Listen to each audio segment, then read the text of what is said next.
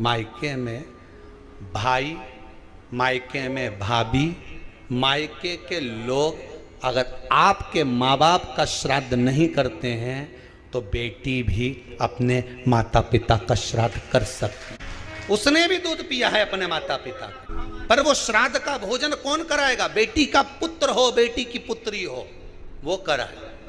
और नाम वो नाना नानी का ले ले करे। अगर वो नहीं कर रहे हैं, वो नहीं संभालते, वो नहीं जानते, तो आप करो, तो करे। दो भाग होते हैं।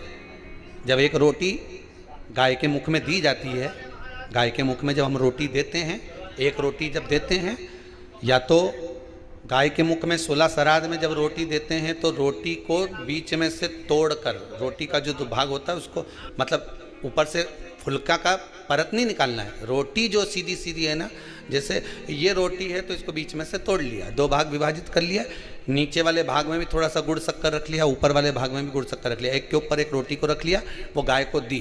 तो अपन श्राद्ध पक्ष में 2 पूड़ी का प्रमाण है कि गाय को 2 रोटी दी जाती है, कुत्ता को 2 रोटी दी जाती है। 2 पूड़ी रख के देते हो, नहीं देते? आप लोग को तो देते होगे, 2 पूड़ी के ऊपर पूड़ी रखकर, थोड़ा सा मीठा रखकर, नमकीन रखकर, कुत्ते को भी देते, 2 पूड़ी तोड़कर कागा को भी देते। 2 पूड़ी का प्रमाण कहाँ से आया?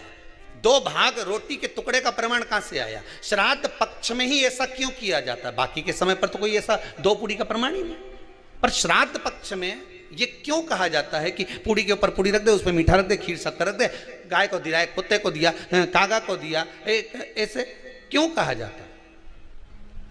उसका कारण क्या होता है? उसका केवल एक कारण है, जो नारी ने भोजन का निर्माण करा है, जो घर की बहू भोजन बनाई है, जो घर की बेटी ने भोजन बनाया है, घर की माता ने भोजन बनाया है। महाराज, पिता पुरुष एक कुल को तारता है, बेटी 2 कुल को तारती है। जब श्राद्ध पक्ष में 2 भाग रोटी के कर कर गाय को देती है तो 1 भाग तो उसके ससुराल वालों को मिलता है, मायके को भी मिले, ससुराल को भी।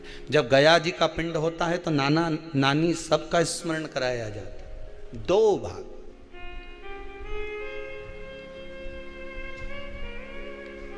पुण्यता प्राप्त।